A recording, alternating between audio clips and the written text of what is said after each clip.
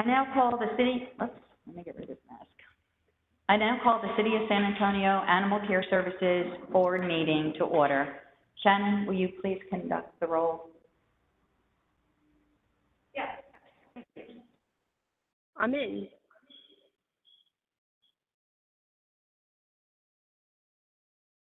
I'll need everyone to say present. Present. Cindy. Lorena. Present. George. Chairperson Rita. Karen. Here. Kathy. Present. Val. Present. Katie. Present. Susan. Present. Sally. Present.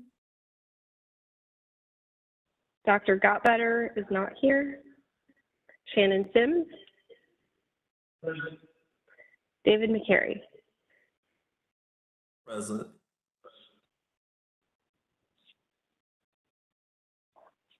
Madam Chair, we have a quorum. Thanks, Shannon. The time is now 6:02 p.m. The City of San Antonio Animal Care Services is an advisory board appointed by San Antonio City Council. I am Rita Brodicum, Chair, and the Vice Chair is Susan Belden. It is the function of the board to assist and advise the City of San Antonio regarding animal care services through recommendations, reports, and by representing ACS in the community and with our assigned council districts.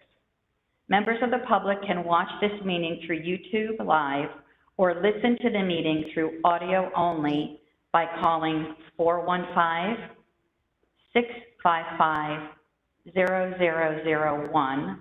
Again, that's 415-655-0001, and using the access code 24604113064.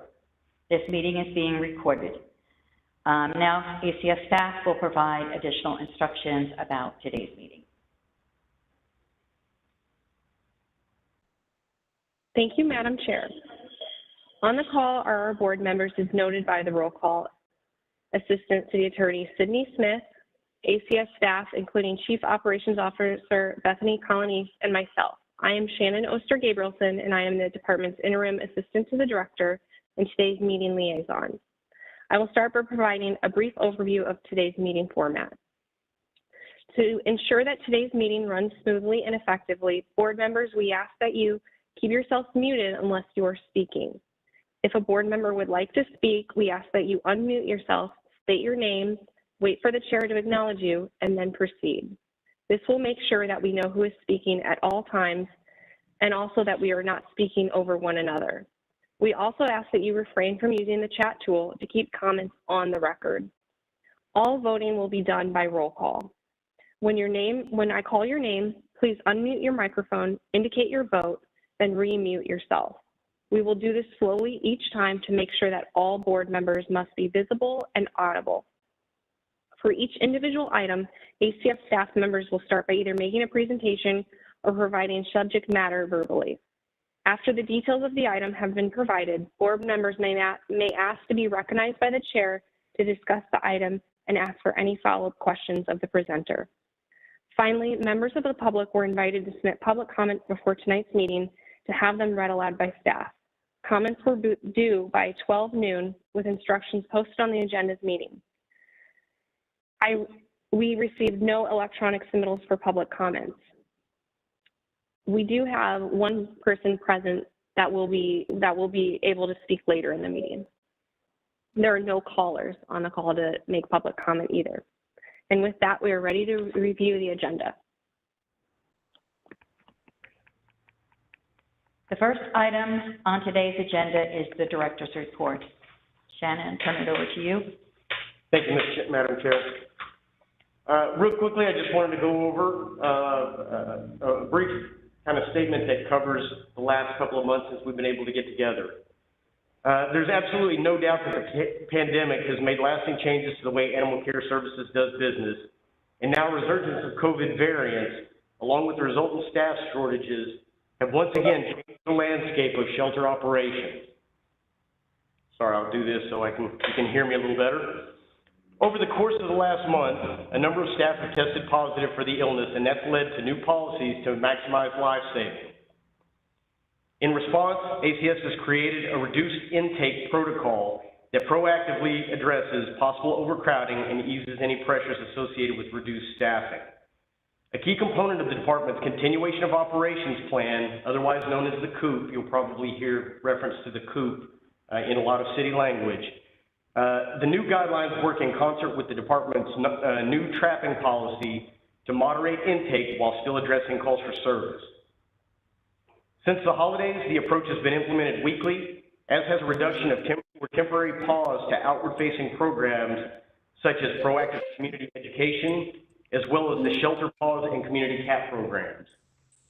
Operational staff have been moved to other divisions or assigned new tasks to address these modifications. I'm proud to say that the flexibility has helped ACS continue operations without significant impact to our largest community roles. This is especially important as the new Safe Outdoor Dogs Act goes into effect and the new Community Animal Support and Assistance Initiative, or CASA, also known as our case management program, takes place. We're going to begin the year of community vaccination clinics with our partners, and we're ready for 2022. Madam Chair. Thank you, Shannon.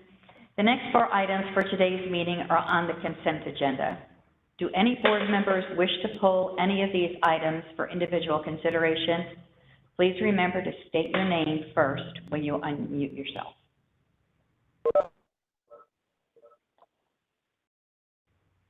Sally?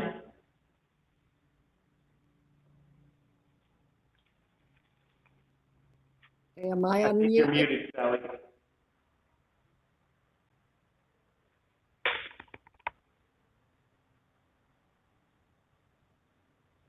I think you're still muted, ma'am. Okay, now am I heard? You're good now. Okay. One place in the minutes, it was not corrected that I was on a vote, that I was present. It says I was absent. It also says approval of the statistical reports, approval of facility inspections, approval of, and it's should be accepted because we don't approve them.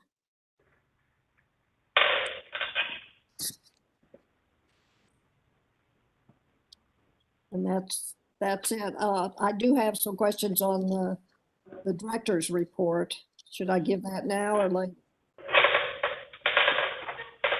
I think on the director's report, Sally, Shannon is going to do a detailed presentation for us on some of the things that he mentioned in his director's report. So there'll be plenty of time to ask questions then. Okay, thank you. Okay. Thank you, Sally. Okay, so we are now ready to entertain a motion for approval of the consent agenda with the following changes. Sally was present at the meeting and was present for all votes, so that will be corrected. And the verbiage of we accept versus approve items. Does that explain it, Sally, okay? Did I do that all right? Yes. Okay, beautiful. so with those changes, we're ready to entertain a motion for approval of the consent agenda. Kathy? Kathy Davis, I would move that we accept the consent agenda items as amended. Thank you. Is there a second? Elmore, I I second. mean, Thank you, Amin. Having heard a motion to approve that has, we have a roll call vote, please. Shannon? Amin, aye. Cindy, Lorena, Aye. George,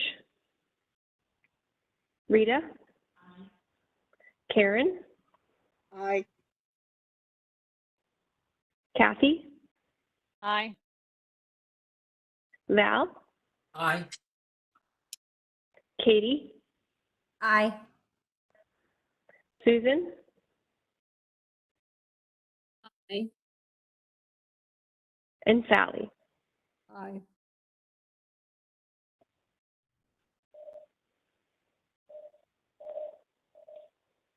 The motion passes with 9 votes. Aye. Thank you, Shannon. Next on the agenda is item number 5. It's a briefing on community vaccination clinics. Shannon Sim, Director, will provide the briefing. Shannon? Thank you, ma'am. Let me just get the PowerPoint up real quick.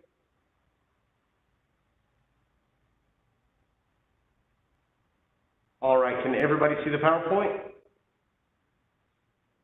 Yes. Yes. All right. Clearly, ACS in the past has done community vaccination clinics. However, they were fairly restrictive. We primarily provided the microchipping out in the field. Obviously, it gets much more difficult to provide the rabies in the field because of the need to have a veterinarian present. This is kind of our first attempt and our first partnership to push these out in a much wider scale. What we're going to talk about today is the historical city-sponsored vaccination clinics that I spoke about previously, community resources as we're trying to redefine them, what we're expecting out of the 2022 community vaccination clinics, how we're going to execute the marketing, and our plans to expand these particular types of clinics. So the historical vaccination clinics, again, as I said, they had several documented issues that were very, very limiting. We could always get microchips out into the community, which is fantastic. It helps get animals back to homes. It obviously allows us the capability of returning animals back to their homes. In a much lower capacity, we also had rabies clinics. We had pet shots here at ACS for many, many years, providing these types of services. But they weren't in the communities that are the most impacted. These things were not truly free clinics. The only things that we legally, or that we actually provided for free were those things that were legally required by law, i.e. the microchipping was free, the rabies was free, but if your animal needed a Bordetella shot, if it needed DHPP, et cetera, those things were not included. And again, you know, when we talk about the pet shots model, unfortunately, these were not out in the community. They were held here primarily at the ACS campus. And again, you know, microchips only really out in the community because typically my education team or my officers were the ones conducting those without the need of a veterinarian. As we went through and evaluated this, we documented that this is woefully, you know, insufficient for what we're trying to achieve. At the end of the day, when we sat down at the end of last year, we started trying to really come up with solutions that address the problems that are actually killing animals in our community and spreading disease within our shelters. Many of you may know that there were several large shelters that were shut down for periods of time during the past summer because of distemper outbreaks. There's always the concern over parvo outbreaks. All of these are highly communicable and extremely deadly. So again, the previous historical clinics didn't actually address those types of scenarios. So as we went into the 2022 budget process, we started trying to figure out how we were going to redefine the resources that we're trying to push into the most needy of communities. We needed to be proactive in provision of these resources. We need to be able to go out and actually touch the individuals in their community. Many of them are faced with transportational issues. Also, if it was something that required somebody to sign up online, many folks have the network issues where they just don't have access to readily available high-speed internet. We needed to target our response to those communities in need. The city's done a fantastic job in reaching out and identifying through many of our GIS mapping softwares, utilizing data that's brought in through the government and things like that to identify those areas that are areas where we have people of color primarily, low income disparities, and high crime, difficulties in their neighborhoods. So the result of this was what we've now come to be known as the Community Animal Support and Assistance Program, or CASA. I'll give Lisa full kudos for that. She came up with the real cool name for it and everything. At the end of the day, when we came up with it, it was just the case manager program, something that was easy for both the public and for city council to digest, easy to understand, and Lisa and her team have got together and taken it to the next level. So the immediate need was to find ways to augment CASA. We know that we're going to have these case managers out in the community operating, finding folks that don't have vaccinations that are current, that don't have access to spay neuter, that don't have proper restraint methods and things of that nature. So the intent of this new community vaccination clinic was to address at least a portion of that. When we thought about it, we thought the most impactful thing that we could do for the communities is be proactive, get out there, vaccinate their animals against these really, really devastating killers within our community before they get inside the shelter. The primary things that we tried to focus on were distemper, parvo, as far as our dogs go, calicivirus, panleukopenia, different things like that we know were actually infecting our animals in the community. Immediately what we did was we started reaching out to some of the partners that we already have, that we already know, that we have relationships with, to find out who might be on board with entering into a contract with the city to bring this to a reality. Fortunately, in pretty short time, we were able to partner with ADL, which I hope is the first of many to step up and kind of get on board with this, to create these expanded community vaccination clinics. So in December, ACS finally, after discussion and negotiation, was able to enter into a contract with ADL. The intent of this first contract is to provide a monthly vaccination clinic at locations of ACS's choosing. So rather than do it here at ACS, we're looking for community centers, parks, senior centers, different things like that, where we know we have people bringing their animals, we know we have people congregating, and it's already part of their lives, so we can bring them together fairly easily to try to get that built-in audience that we're seeking. To start off, what we're going to be doing is 100 free vaccinations per clinic. Again, rabies and the registered microchip, that's standard, that is always going to be on there. These will address the DHPP, FVRCP for cats, and in talks with ADL, they, without us even requesting, said we think we need to see animals vaccinated for Bordetella as well. So I think that that was a strong step in the right direction by a partner that wasn't even prompted. What we did then was we have actually been working with Petco. They've got a vaccination grant that's been ongoing, trying to vaccinate 1 million animals. Rather than ACS do it, enter into this where we would receive these free vaccines to try to push out into the community, knowing that we have that difficulty of dealing with the owned animals out in the community and having that veterinarian on site. We worked with our partner, and they have entered into that so that they can receive those vaccines for free while this grant exists, and ensure that the cost is supportable both for the city, and we can keep the whole thing free for the citizens. I worked with Lisa's team and the education team, and we were able to establish locations and dates for the entire FY22.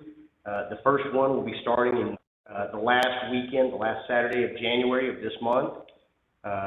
And it'll be providing, as we go through each month to month, we'll be providing roughly 1,200 free vaccinations in these areas of greatest need. Our first location is going to be in District 2. It is going to be, correct me if I'm wrong, Lisa, at Ella Austin. Ella Austin. So that is a location that, as Rita put it earlier, is a place that's hopping. Tons of people are there. We've got a built-in inventory of individuals that are going there. Now we just need to get them to bring their animals there and get these vaccinations out into the community. From a marketing perspective, Lisa's team is currently coordinating with ADL. They're going to heavily be promoting these part of the contract. ACS is going to work closely with them to make sure that we can bring the city's resources to bear in making sure that we get these vaccination clinics out into the public's eye, let them know where they're going to be happening. They'll be working through our social media, also working with our city council offices so that they can put it directly into their newsletters that are going to be going out into their community. The second clinic in February will actually be in D5, and we're going to kind of continue to go through those areas that we've identified, and we'll be publishing very shortly the entire list, the dates, all that kind of stuff, to kind of strategically focus around those high-risk areas throughout the city. From a marketing perspective, looks like I actually lost a picture there. Let's see if it's on the next. Lisa actually had provided me a picture of the really nice flyer that they put together for the first one associated with ADL. Somehow it got pulled off my slide. But the marketing, it'll be targeted solely to the specific council districts and areas where the clinics will be held in support of equity goals. So keeping that equity vision in mind, we're pushing it into the areas that we know are identified as areas of equity, dispersion throughout the city. This is going to help ensure that residents are the primary benefactors of these types of clinics. Obviously, we're not going to say you have to live in this area in order to attend these clinics or to take advantage of the resources. However, we are going to be highly marketing them specifically in the neighborhoods that clinic will be taking place. They're going to be focused on the high-level goals of the partnership as well as each shelter support programming. This is going to tie in the spay neuter services, and as we get the CASA team up and online, they're going to work very hard in those districts where we're going to be doing those clinics through a monthly basis.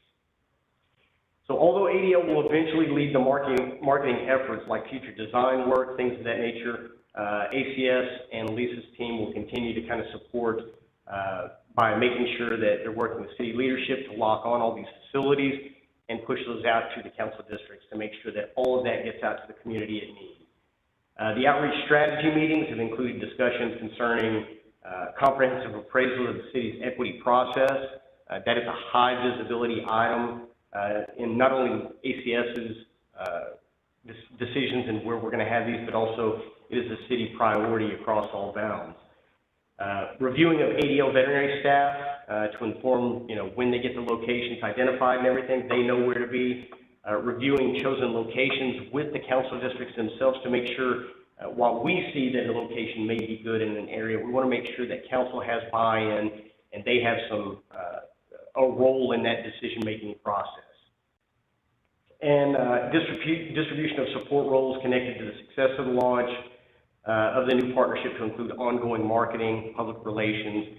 Clearly, we're going to have this on social media. We'll be talking about it in upcoming, radio slots as those come available. Anytime that we have some marketing through the traditional media.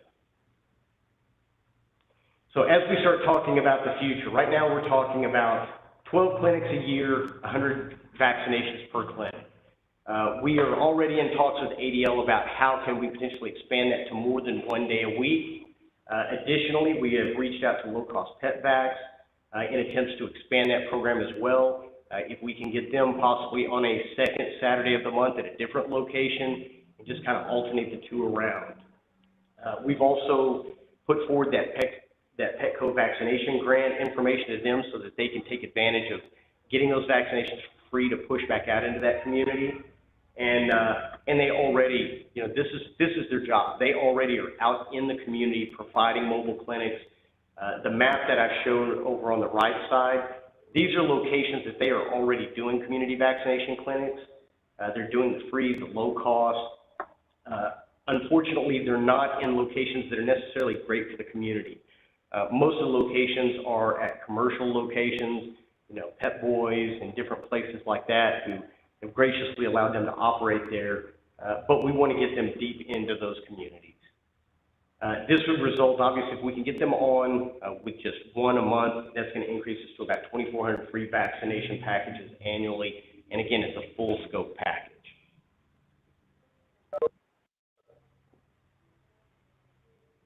And that concludes my brief, ma'am. If there's any questions from the board, I'd be happy to accept them at this time. Okay, do we have any questions from anybody out there? I can see y'all, so just wave to me if you have a question. And I do see. And welcome, George. Hi. Hi, how's everybody? Good, George. Good to see you. Oh, and then we have Cindy. Hey, Cindy. Good to see you too. Can you see Anybody my have any hand? questions? Question for you. George? Shannon, are we going to address spay and neuter at the time that we do the vaccination clinics? So right now for the vaccination clinics, that's kind of step one in getting the vaccinations out there. I actually talked to Rita a little earlier about this, and I think I may talk about it in one of the other briefs, but if not, I have entered into discussions, had a great meeting yesterday with Emancipet. Emancipet, for those of you who don't know, actually operates, they're headquartered out of Austin. However, they have clinics in Houston, Dallas, and Philadelphia as well. About 6 months ago, I reached out to them and I said, hey guys, you guys are 60 miles up the road. If you want a target-rich environment, you need to bring yourselves down here to San Antonio. They already had some plans in place to open 2 new clinics in 2022, one in Houston and one in Philadelphia.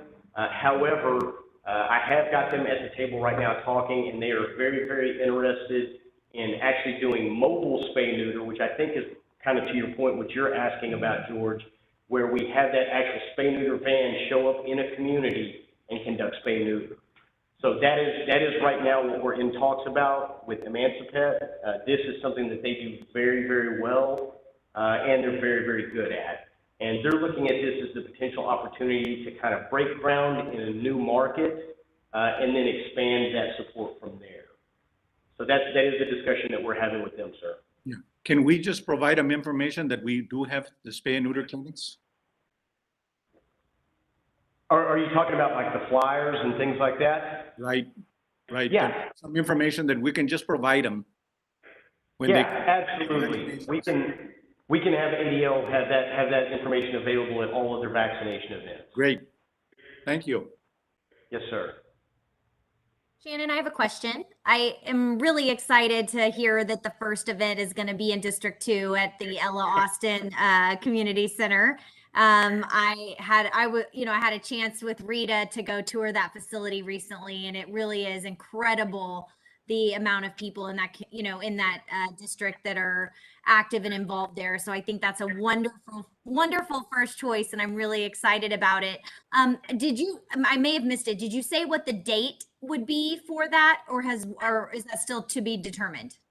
Yeah, so every vaccination clinic for the rest of this fiscal year is going to be the last Saturday of the month. Okay. And will there be opportunities for the board members here to volunteer at any of those events? Is that something that, that would be helpful? That's something I haven't talked to ADL about. So before I get ahead of the game, let me reach out to ADL. Myself and Lisa can reach out to their coordinator and kind of get their thoughts on that. I can get back to you all on that. Thank you. Shannon? Yes, ma'am. Just a question. If you have a clinic that has over the 100 allowed free, are they still, people that show up still going to get them free, or are they going to be cut off? No, ma'am. Right now, we're going to have a hard cutoff. We're actually working with ADL to kind of get a system in place, because we all know that, George is going to show up with 3 dogs, and Susan's going to show up with 2 dogs, and Karen's going to show up with 5 to 10. And so what we're kind of proposing to ADL is actually, as people come up and get in line, issue them the number of vouchers for the number of dogs they have, so that they know exactly. So you know, once Katie shows up towards the end of it and everything, she'll know ahead of time that the 100 has already been reached. You know, there's no need for you to stand in line. Okay. And we are starting with 100. I throw that out there. That was kind of our jumping off point. But we're definitely working to try to get as much. We let ADL know that 100 is going to go like that. Well, I know at my event that I usually have in October, was over 100. Easy. Yes, ma'am. I think Susan had. Susan? If people in the community are showing up, it seems sort of a shame that those people wouldn't be allowed, that there wouldn't be some kind of maybe like voucher issued where they could come to ACS or some other way, if, you know, to reward them for actually bringing their animals and being responsible pet owners. Because I think to turn them away defeats sort of the mission of this program. And I don't disagree with you. Right now, there's two aspects of it. One is ADL still trying to figure out what their true capacity is. This is the first time that ADL's done something this large, you know, from a vaccination, the large scale vaccination standpoint.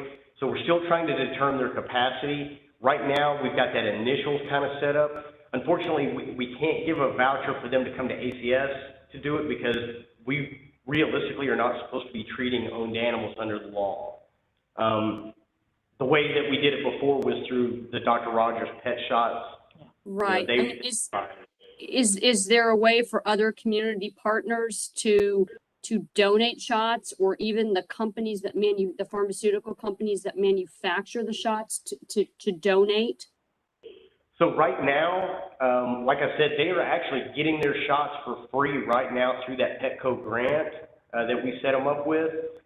So it's not so much the number of vaccinations or how much the vaccinations cost for them to get. It's really just a determination of what that capacity is. You know, I hope that at some point we can get out there and have them out there for 3-4 hours. But I've got to, we've got to kind of work our way into that and, try to see where their comfort zone is. But we do have them online right now as saying, you know, you're on the hook for 100. From there, we're going to talk about possible, does it look like low cost or does it look like more free, which of course then means we've got to come up with more funding to make sure that they're supported. Okay. Any other questions? Karen? One other thing, Shannon. I think when you relay it to the city council, when they're going to send it out in their newsletters, make sure that you let them know that there will be a cutoff at 100. So there won't be any miscommunication, at the event. Absolutely, ma'am. And I believe actually if I would have actually had that flyer on there, I think Lisa and them actually addressed that in the actual marketing flyer. And Shannon, is there a time limit on that? You mean from the flyer? So it's 10? 10 to 3. 10 to noon. I'm getting sign language over here from Lisa. 10 to noon. We're getting this, which I thought was 3, but it's noon. So yes, it'll take place on the last Saturday of the month between 10 and noon. Any other questions on the community vaccination clinics? Nope. Okay, great. Next on the agenda is item number 6. It's a presentation on ACS's fiscal year 2022 first quarter results. I'm going to turn it back over to Director Shannon Sims. All right, let me see if I can get this one to open up.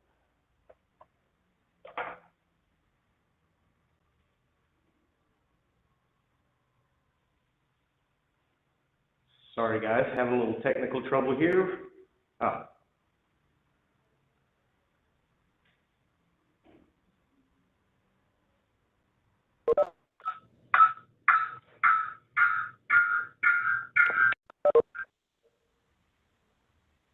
All right, can everybody see the brief? Okay. Yeah.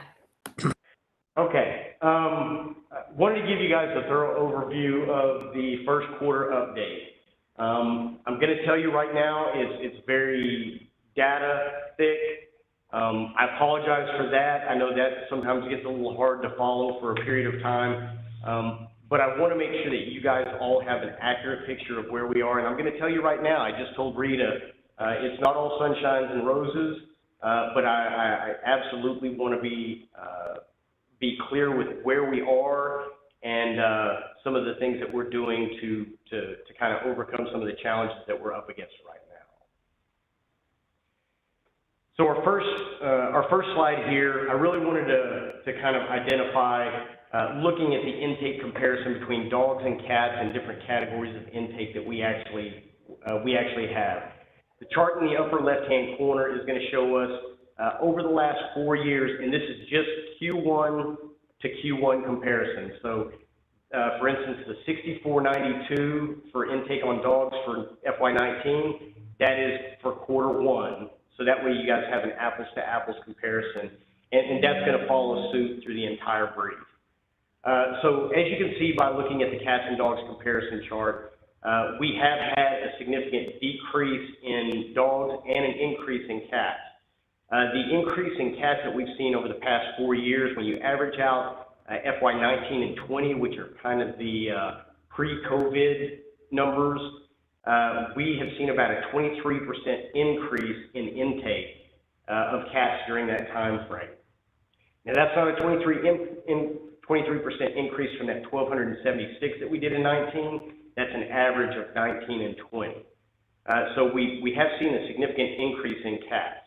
Our dogs, the intake has decreased fairly significantly with about 32.4% decrease, again, from that average of 2019 and 2020.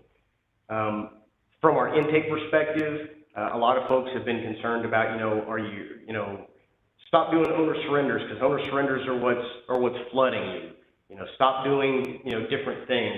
I put the intake by category in there to kind of illustrate that our intake is still almost solely driven by our stray intake, be it stray intake over the counter or predominantly the stray intake by officers out in the field. That's going to make up about 74% of our total intake. And as you can see by looking at the FY22, the lower bit where we have diversion, stray diversion, owner surrenders, owner use, confiscates, all of those are pretty minuscule, and we haven't seen any significant in. The next slide we talk about overall intake and euthanasia comparison. As we really kind of dive into that overall intake and euthanasia chart that's on the left, what you're going to see is we are about 8% for our total intake, about 8% below our non-COVID averages of FY19, FY20. So we're sitting at about 6,566 total impounds during the first quarter. That is up from last year, so we continue to kind of see our intake normalize. It increased from last year, which was kind of in the heart of COVID, from 6,048 and increased by about 500 so far in Q1. Cat intake, it's a much higher percentage of our total intake population than it has been pre-COVID. FY19, FY20, cats made up about 19% of the total population of intake here at ACS. What we're seeing in FY22 is that has jumped almost double to become about 30% of the total ACS population. And you're probably wondering, okay, well, why is this relevant? We're going to get to that here very, very shortly. So euthanasia, as you look at the on the lower right, our overall euthanasia, it's lower than pre-COVID, but remains higher than last year. So pre-COVID, we were sitting at about the same 88, between 88 and 90. Now we're looking at about 88.2 as of the close of FY22. That's about 14% lower than our non-COVID averages for 19 and 20, and it's about almost 50% higher than we were last year in euthanasia. Some of the statistics and everything are going to start to kind of make sense as we get into these future slides. But again, our live release rate at the end of FY22 was about 1.5% lower than pre-COVID and was about 88.2%.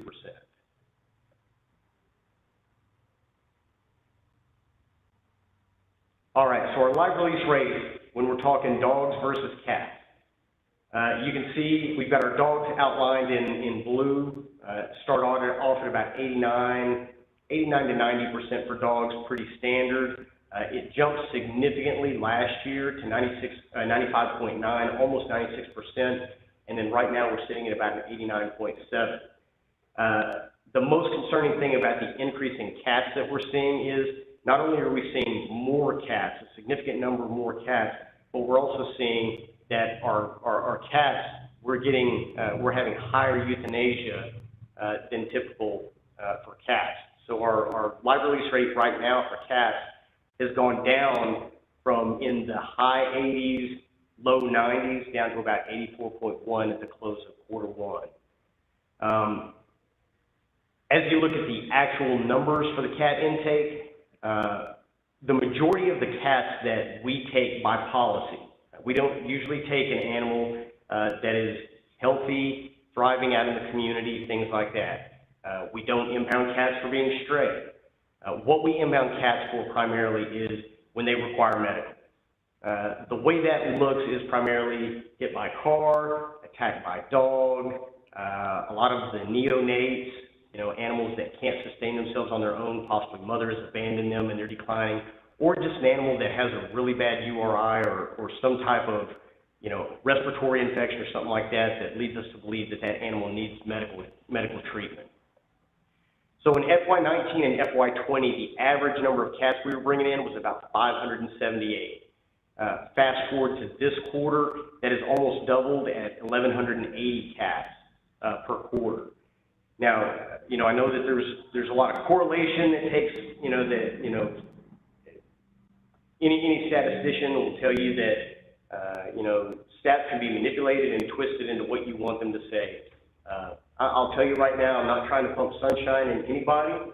I want to make sure that you guys have a very, very keen understanding of what we're dealing with. With that said, that almost double in cats over this last quarter, that means that right now what we're seeing is a significantly higher number of animals coming in injured and neonate, hit by car, things like that. There's a 44% increase in the number of injured cats that we're intaking this year to FY20. Now, when you look at it, at least initially, why are we impounding more cats? Because that was my first question. Are we bringing in a lot of healthy cats? Why are we bringing in healthy cats? And what I found was we're not bringing in healthy cats. We're seeing far more injured cats and getting calls on injured cats out in the field. I think that at least the loose correlation that I've made initially without, just being able to go over this data for a few days is that the primary reason that we are euthanizing cats right now, we're seeing so much higher number come in, is because of the fact that we had a pretty serious drop-off of our community cat program, spay and neuter programs, and we also had a significant drop-off on our TNR, the ability to do trap, neuter, and release for animals. So, it illustrates to me the necessity that we have to increase capacity for spay neuter on these feral cats, as well as increase spay neuter capacity for dogs, that are owned out in the community. As we start looking at actual outcomes, there's 5 primary outcomes that ACS uses to kind of look at when we're talking about our live release rate. And just kind of how animals typically get outcomes. The first one is going to be our rescues. I'm happy to say that the rescue community has rebounded super strongly from last year. We were down at about 2,000, just below 2,100 rescues last year in Q1. And again, that was when we were still having a lot more COVID issues. The rescue community has stepped up and they're up at almost 2,500 right now, which is almost back to pre-COVID rates. Unfortunately, that's about all the good news I can tell you about this slide right now. On the adoption side right now, we've seen about a 32% decrease in our adoption rates when we start looking historically at FY19 and FY20. We're at about 1,247 adoptions this year so far, and we were up in the 1900s 2 years ago. So, you know, there's been a fairly consistent decline in our adoption rates. What we've done to kind of address this is Bethany and I have sat down, and me, her, and Shannon have had some initial discussions on how do we pump, you know, how do we start pumping those adoption rates up? You know, clearly we've had, you know, adoption events and things like that. We've partnered with Bissell, you know, for adoption events. These adoption events, you know, provide money back to the shelter that goes into our donation funds. Our intent is to kick off a pilot program in the next couple of months. We're doing the research on it right now, but kick off a pilot program utilizing that money that came in from adoptions to get us some temps to pilot this program, to have these adoption counselors out in the adoption kennels. Right now, our adoption coordinators, our LRPCs, there are so few of them and so many adoptions going on that really all they're doing is processing adoptions. It's kind of a free-for-all out in the, for lack of a better word, out in the, you know, the kennels. And so people are walking and they're browsing and things like that. If you kind of look at it from a perspective of car sales, you know, the first thing that happens, not too many car companies are just going to allow you to walk around and browse, because a lot of people are going to looky-loo and then they're going to leave. What they're going to do is we're going to try to get those individuals out there, talk to those potential adopters, find out what it is that they're interested in, and really kind of spike and hopefully pair potential owners to potential animals that fit their needs. We think that this proactive approach is going to help us. It's been successful in Dallas and several other shelters, and we think that this is a perfect opportunity to take money that has come in from adoptions and place it back into increasing our adoptions moving forward. As we talk about RTOs, there was a point in time 2 years ago where our RTOs made up roughly 1/3 of our outcomes within the shelter. That's huge. That means that officers are out in town, they've got the time, they sit down, they try to track animals back to homes. They have that time to make that conscious effort. And unfortunately, since COVID has happened, we've seen a significant decrease in the number of officers that we continuously have on staff. We've been down anywhere from 10 to 15 officers for the better part of the last 2 years. What it has created is a necessity for us to have the officers. The call volume is coming back up. So we've had to basically, from a field perspective, have these officers out in the community hitting these calls as quickly as possible and moving on. The result in that has been a significant reduction in these RTOs. As far as what we're doing to address this, and we'll be addressing this in the following slide, is we have several ACO graduations that are upcoming, as well as some hires that are currently being processed that will finally bring us back up to those pre-pandemic levels, allowing those officers to spend more time ensuring that those animals are getting back to those owners instead of coming here and occupying shelter space. Additionally, we have updated our dispatching system, which has helped us kind of keep up in these lean times, but will be much more helpful as we start to get more bodies in the field.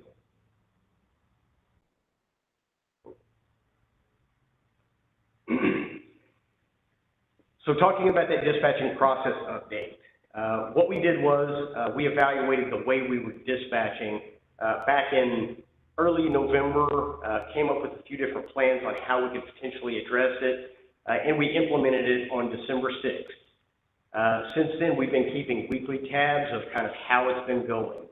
What you're going to see is the gold line across the top. That represents calls that we are getting to, and we are actually within the SLA timeline, or what SLA timeline we're responding to calls in. You can see off to the left, like the 15 November, 22 November timeframes. we were getting to roughly about 60% of the calls that we were going to in a timely manner within that service level agreement. Since implementation, we've seen that number spike to 80, 85% and has remained consistent as we've started doing that.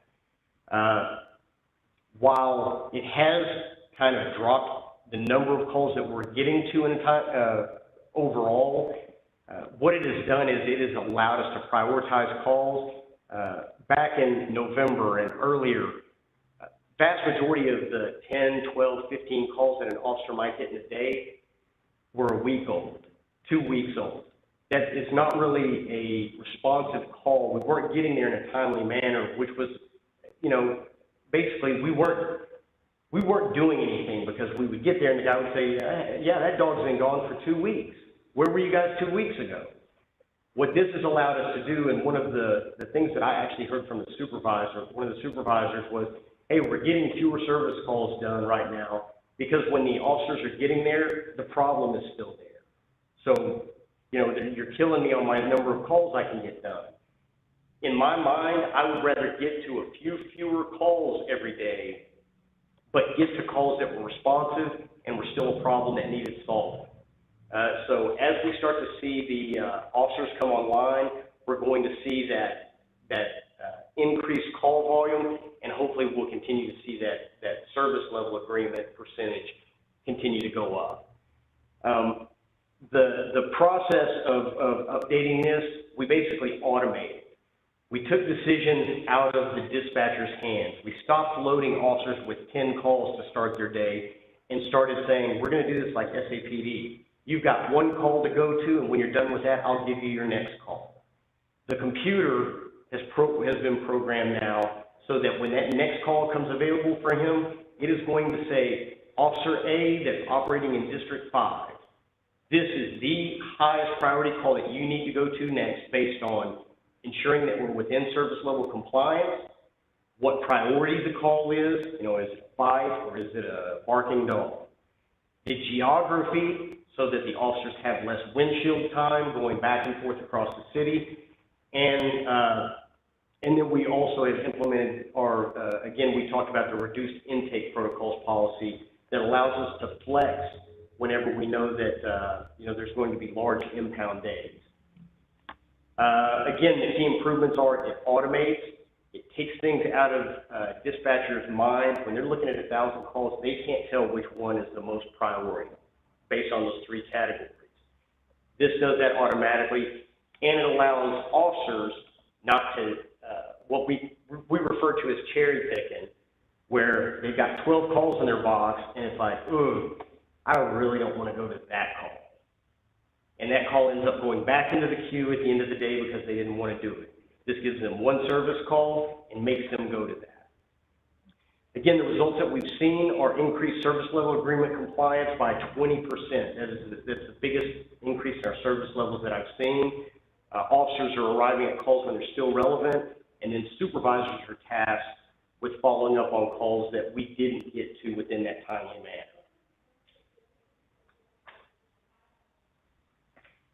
Now, the thing that everybody's been talking about that's been killing us, at least everybody here, is our manpower status. Currently, we're at about an 82% manpower status when we talk about vacancies. Clearly, the last few weeks have been a challenge because even though we're at 82% manpower status, we have an additional 10 to 15 folks out at any given time under quarantine protocols. But just talking about the vacancies, we have a total manpower structure that's funded for 164 employees. We have 30 vacancies currently. 15 of those vacancies reside within field operations.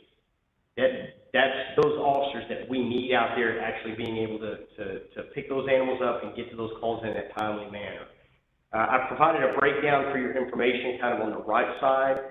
In administration, we have 4 positions that are vacant right now. I'm happy to announce, and it also provides a status, I'm happy to announce that the assistant director position has been formally offered and accepted. You guys can probably see Brad on there right now. Brad Davenport will be our new assistant director over field operations and our CASA our CASA system that we're putting in place. He'll be starting formally with us on the 31st, so Monday the 31st of January.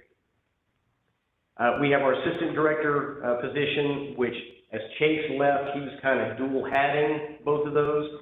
Shannon O.G. has graciously stepped up, and she's kind of carrying that load for me right now in an interim capacity, and we're going to be posting that within the next couple of weeks for formal selection. We have a management analyst position that is the post is pending, and a marketing specialist for Lisa's team that's going to help us kind of get that footprint, that marketing footprint out there. We're doing well in the clinic, with the exception of I really need a veterinarian. So if you know somebody, have them call me. We've managed to get the pay bumped up significantly working through the city. Those of you that don't remember, it was, I think, topped out at like $105,000 when we started looking for a vet. So far, we've got it up to the top end at about $120,000. So that was helpful, but we hope to get it even more competitive to get somebody lured over to us. Shelter's kind of always in a flux, and I will say a lot of these positions that you see that are vacant are the result of promotions. Some of them do leave and go find other jobs. There's a large number of these individuals that are creating vacancies because they're promoting into positions where they're going to be helping the agency even more through their experience and knowledge. As we talk about field, again, we've got the 15 positions. A good majority of that, 5 of that, is going to be associated with our CASA. We have hired the case manager. She'll be coming on with us in February, and we'll be working closely with Brad to get the rest of the caseworkers onboarded. We've got 1 lead animal care officer and 8 ACOs that are selected in the process of being processed into the city. And additionally, we have 5 more officers that are not currently completely in the field because they're pending graduation from the academy. A couple of those will be in the next couple of weeks. I'll be sending out a formal graduation announcement to all of you to attend. And the next class, I think, is a month later. So I know there's a lot of information and everything, but if anybody has any questions now, I'm happy to address anything you may have. Hey, Shannon, this is David McCary. On Yes, one sir. of your slides, the 2022 ending, are those, yes, that one, is FY 2022, are those projections or is that to date? No, sir. All of the information that are on here are apples to apples comparisons, just taking into account the first quarter of each of those years. Got it. So it would be Yes. today. Okay, Yep. thank you. Shannon, can you see everybody? I just get the top line, so I can't see if anybody has their head up. So Sally? Shannon, under the circumstances, I think you are doing a fantastic job. And it is Thank you, ma'am. appreciated, and you should know that. Thank you so much. We've got a long way to go. Like I said, I definitely don't want to paint a rosier picture, but I do want you guys to all understand that we are actively working solutions to the problems to kind of address what we know the deficiencies are right now. I can Thank see you. that. you know, we're trying to get it so I can see everybody. So at this point, please just call out and if you have a question, because I can't see you. I have a question. Okay, George? Yes, Shannon, out of Yes, sir. all the officers that have graduated this past 21, how many of those stayed and how many of those went? In 21, if memory serves, all of the ACOs are actually still with us. So just so you know, George, we've placed Supervisor Anna Kazi, who is actually, she was one of the leads that we promoted to supervisor. We've actually promoted 3 ACOs to supervisor in the last year, and that created vacancies, obviously. But she has taken over the helm of our academy commander and is doing a very, very good job at A, screening the individuals, and B, making sure that the individuals that we're bringing on have total buy-in and understanding of kind of what that job entails.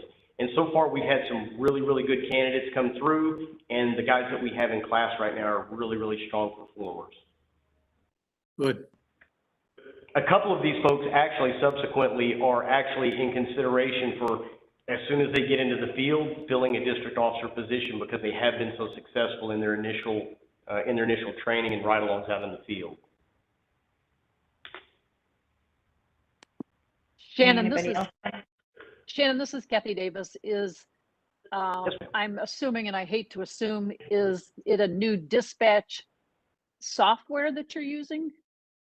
No, ma'am. We found a way. I say we because Chase isn't here anymore, so I'm totally going to take credit for his hard work. No, Chase and Hayden Hale. So Hayden is our IT guru that we actually have that we own. And him and Chase actually sat down and found a way to program reports in Chameleon that automatically do that sorting. Right now, it's still coming out through a report, but very, very soon we hope to have that into a dashboard so that you don't have to refresh a report. It just automatically populates. That's fantastic. Thanks for telling us about that. Yeah, Chase didn't want to leave on a low note, so he went out and, kind of left a cherry on top on his way out. Well, that was a good parting gift to us. Thank you. Yes, it was. Anybody else want to call out with a question? I have one, Shannon. Yes, ma'am. My councilwoman is a numbers person. Cindy, you can appreciate her. She really loves numbers. And this is a lot to digest. If you can send us a copy of this report, we can send it. However, because she's a number person, she may sit there and look at the whole thing. But is there a way to take this report and just condense it with the highlights of what's happening and the updating us on what changes you're going to make to offset the numbers going down? Absolutely. That would be great. And if we can send it to all the board, then we can send that on to our council people. Yeah, Councilwoman Rocha Garcia scares me when you start talking about statistics. I know. She is like a next level intelligent lady. She is. She loves it. She'll take a deep dive into this. But I'm going to give her two options. If she's really crazy busy, just a synopsis, and otherwise this could be her bedtime story. We can absolutely do that, ma'am. Okay, thank you. Anybody else? Okay, that's it. Okay, so now it's time for public comment. I know that, Shannon, you mentioned that nobody had called in and nobody had written comments. And I see, John, you are here. So we then will have John come up with his public comment. And please bear with me for just a second while I turn this around so that it can hear John. Shame, I thought it was I figured it out and everything. Responding that they would and have some responders that show up. And they might have, it's probably my screw up, but when they asked, I told them it would be a food bank. That's the last word I got. I guess I missed the virtual, that it was a virtual meeting. So. Anyway, so I won't have much to say virtual, but I was going to make an announcement and make everybody happy, and few of them on the board have heard this announcement from me several times before, but this will be my last meeting. I've done these meetings for 20 years, and I think that's enough. And sometimes it's been productive, and a lot of times it hasn't. And I've done lots of work in between, doing reports, writing reports, sending them out, oftentimes to be ignored. So, with that, I was going to back up in a way what Shannon was talking about for this quarter, but I did statistics and made a table, which if somebody's here, I will send out to the members. And my conclusion was that basically from 2016 on, when we declared no kill, everything's been pretty flat. Adoptions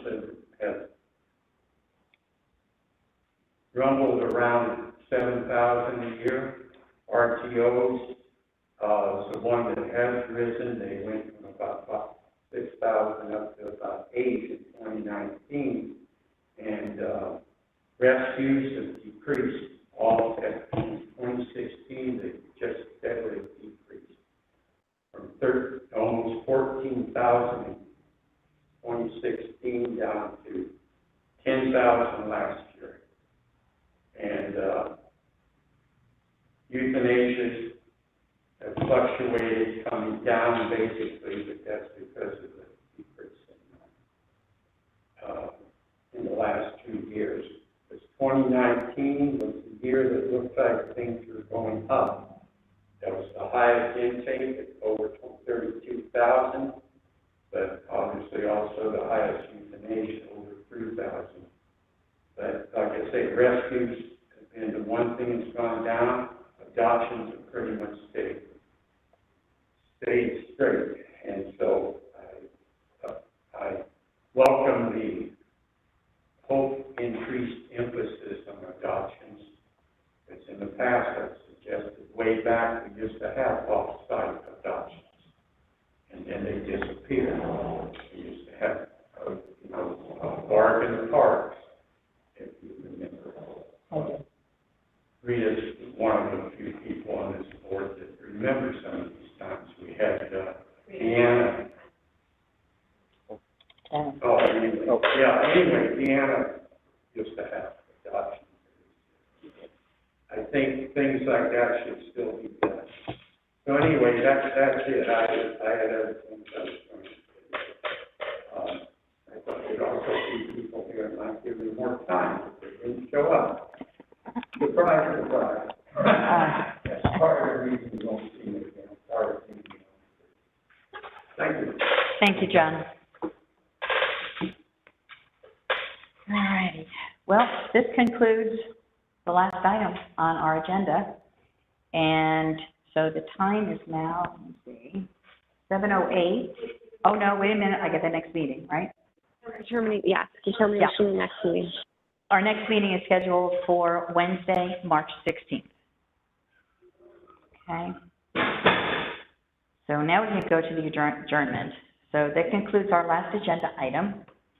We have successfully completed our first hybrid. And so I wish you all a good weekend. Stay healthy. And it is 7:08, and I am adjourning the meeting. Thank you all so much. Thanks, everybody. David, You want to comment in? I'm sorry, Rita. Oh, no, that's okay, David. You're allowed to jump in. No, I just wanted to thank all of you for participating in the bond process and allowing the voices to be heard of the community, as well as each of your districts that you represented. Many of you may not have been seen at the bond committee meetings, but I know for a fact in talking with some of the council members that you were there in their office and you were there advocating for what you felt from the community and sharing those thoughts. So I just wanted to tell you from David McCary and the city manager's office how not only proud I am for you being the voices of the community and advocates for our animal population, our furry pets and our families. I just wanted to thank y'all for that, and did outstanding. All of you need a round of applause, but outstanding. My hat's off to each and every one of you. Thank you. I appreciate it. Shannon, by the way, I just caught a stray this afternoon. My wife did. So all right, sir. I put it in my garage, and I fed it, and I put some warm stuff in there for him. So I know that the weather's going to be bad tomorrow, and then so I'm taking care of it. George, Thank you so much, George. It's so nice of you to adopt that little pup. Yes, George. You go, Kathy. I'm still waiting for my pig. Me too. Me too.